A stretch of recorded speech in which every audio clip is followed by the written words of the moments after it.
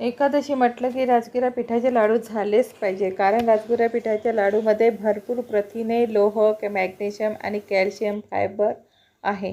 त्याच्यामुळे हे लाडू व्हायलाच पाहिजे. अतिशय सॉफ्ट आणि मऊ असे लाडू झालेले आहे. त्याच्यासाठी आपल्याला गूळ घ्यायचा आहे. गूळ आपल्याला बारीक करून घ्यायचा आहे.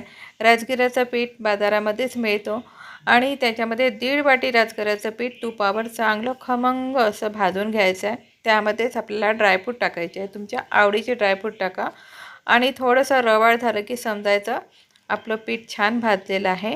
नंतर गॅस बंद करायचा. त्यामध्ये आपल्याला गूळ टाकायचा आहे. थंड झाल्यावर मिक्सरवर आपल्याला फिरवून घ्यायचं आहे. फिरून घेतल्यानंतर त्यामध्ये परत थोडंसं तूप टाकायचं आणि आपले लाडू वळून घ्यायचे. झाले ना अतिशय 10 मिनिटामध्ये हे लाडू. जास्त वेळ लागत नाही. अतिशय टेस्टी आहे, हेल्दी आणि पौष्टिक असे लाडू आहे. नक्की करून बघा. कसा वाटला व्हिडिओ? लाईक करा आणि शेअर करा.